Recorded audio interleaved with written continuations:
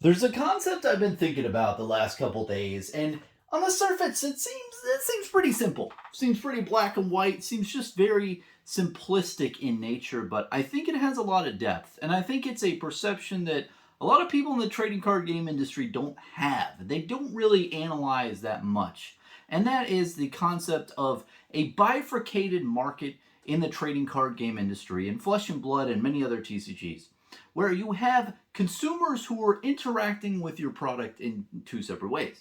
You have the online internet people who mainly consume YouTube content and they get information from, the Reddits and the Discords and stuff like that. And then on the other hand, you have the LGS people who go to their local game stores and they get information and they consume the product through their local game store. And they go to local game stores, once or twice a week or once every 2 weeks, but they mainly get all their information and their product from the local game store. And then you have the internet people who mainly consume content via the internet. And I think that overall, if you ask anyone in the Flesh and Blood world or any other trading card game, say, hey, well, what is the intersection of these two circles? Think of them as giant ass circles right here, right in front of my freaking face. And you have them in a Venn diagram thing where they interlap, right? And the interlapping portion in the middle here is the people who go to local game stores regularly, but also have their pulse on what's happening on the internet, what people think, and what people are mainly talking about for Flesh and Blood, right? And if you ask people now, I think people would think that middle ground is around 60 to 80% of people. But what I'm asserting here today is that I think it's really small. I think it's 10%, maybe a little bit more, maybe a little bit less, but I don't think that there's that much middle ground of people who are doing both of those things, who have an active pulse on their local game store and a bunch of local game stores in their area, and also just consume content on the internet and understand what's going on with the latest on the internet realm for Flesh and Blood. Now, I know there's different, things where you can say Bronson, well, what defines this circle and what defines that circle, and we can go on into classifying different things and quantifying, but ultimately, if you look at it very high level, if you think of it generically, I think that there's definitely a separated market here. There's separated perceptions. And what I've said early on in my channel is perception is everything in life. All the information that you gather and is put into your brain, that's how you perceive your life, right? And I think it's the same thing with these two markets. You have the internet people and you have the LGS people, and they perceive the game in two separate ways. There's like two separate minds, if you will. And I want to give you an example. I know I'm going pretty deep down a simplistic rabbit hole. And what I want to tell you is there's been times in the Flesh and Blood community in the last maybe year and a half, where there's certain drama online, or there's certain like hot opinions about Flesh and Blood, and there's this like interesting takes about the game. And what I find very interesting is when you actually go into a game store and you actually play with people who are playing Flesh and Blood, they really aren't talking about the internet drama, They're not talking about what people on the internet are talking about. I mean, you go into a local game store now. If you are an internet person, right, and you understand what people are talking about on the internet, try to go in a local game store and just zip your mouth and listen around to a bunch of different conversations of people talking about Flesh and Blood. And I guarantee you, they're probably not, they're most likely not going to be talking about the stuff on the internet. They're probably going to be talking about stuff that relates to just, their gameplay and games and different other events and such.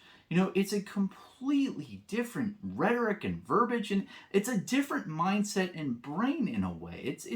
It's something that I had to really come to terms with because, when I do video content as a content creator, normal guy in a normal room, I look at other content creator stuff and I watch YouTube videos and everything, and I'm, up to date with all the latest, news and information that other content creators are putting out. But then when you go into the local game store, it just feels like a different type of mindset and mentality around the game. And I believe it's probably the same way if someone who goes to a local game store a lot looks at YouTube content, they're like, whoa, like, what the heck? Like, this doesn't, this is kind of weird. This doesn't really resonate with what I'm doing.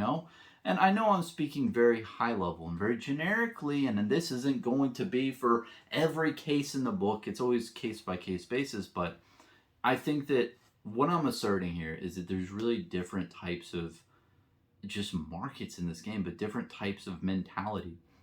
And the biggest takeaway from this is you may hear different things on YouTube. You may hear good, bad, wrong, right? Things that content creators are saying, but it really doesn't always boil down to really what's happening in game stores and really what's actually happening around there in the events and the health of the game. And you might say, well, Bronson, I watch these 8 content creators and they told me X is what's happening in Flesh and Blood.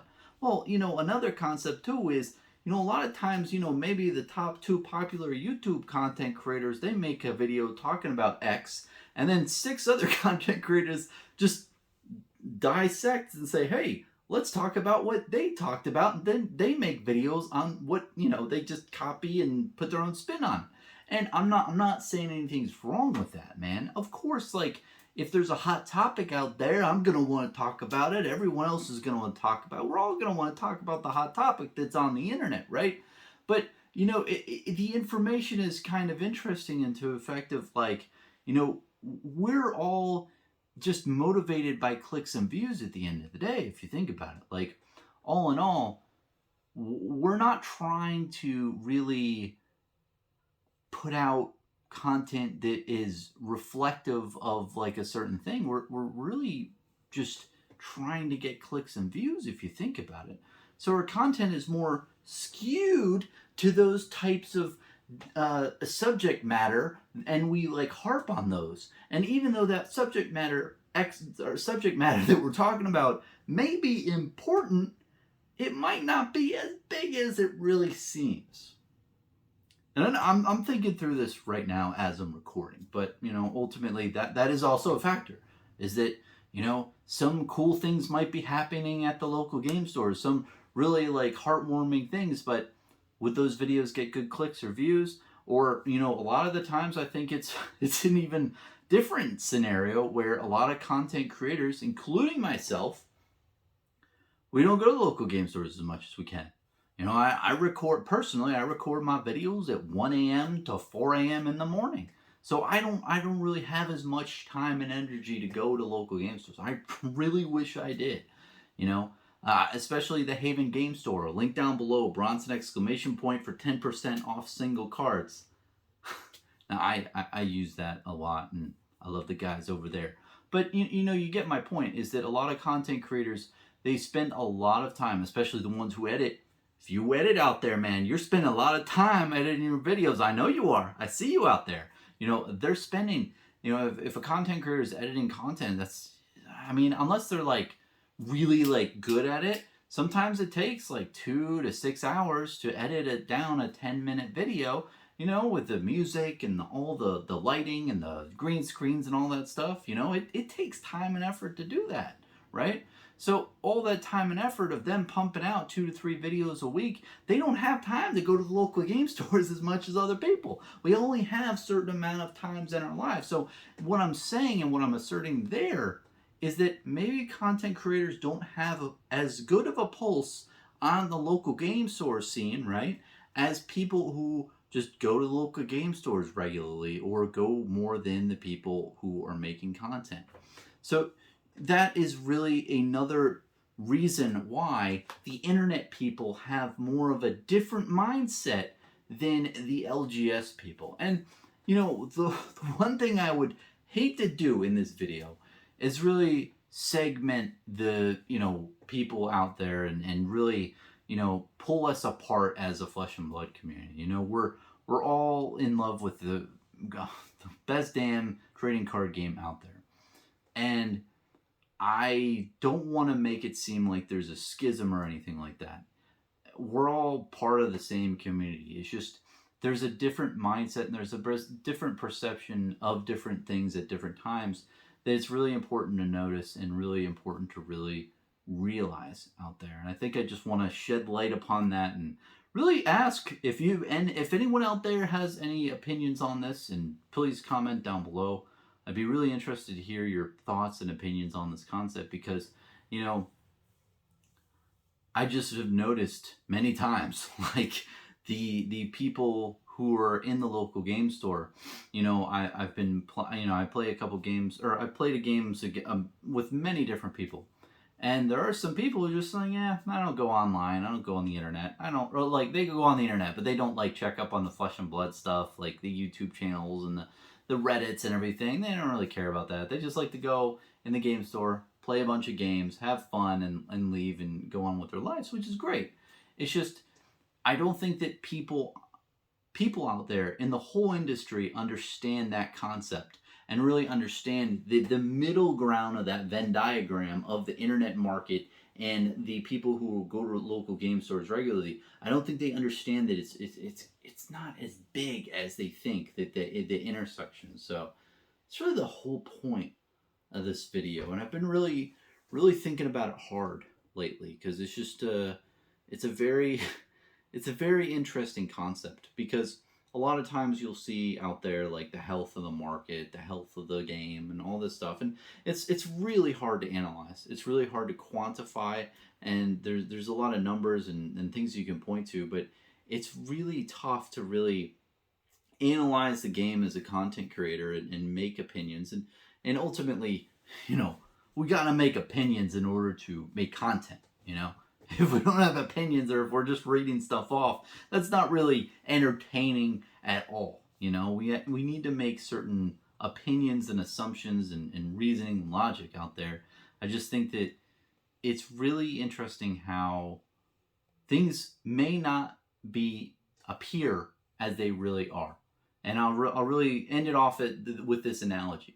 When you're driving around YouTube, right? And you're looking around at all the stuff and all the content out there, just remember, you see that the mirror, right? The side mirror, it says, objects in mirror may not be as close as they appear, or whatever. And that's essentially what I'm saying, is that you may see all these objects in the mirror, you may see all these YouTube videos, you may see all this content telling you about Flesh and Blood in a certain way, but it may not be really as it appears. So, that's my video. Let me know what you think. Just really interesting concept, and I'm asserting here is that really there is a bifurcated market, and you know, a lot of people can say that this is really a collector versus player, but I don't really want to get into that whole thing. I don't know if it's really that as much. I think there's a lot of internet people who would love to play the game if they just had time, but you know, they just don't have as much time, so they engage with the game through the internet, and then especially with Talishar and other things like that. And then I think, you know, the players in the store, they can also be definitely collectors. I've seen a ton, like with pimped out decks. So it's not really that, but I think it's a separate type of thing and separate type of concept here, is that, you know, you have two separate, you know, minds in a way. So cheers, man. Thanks for watching. Appreciate it.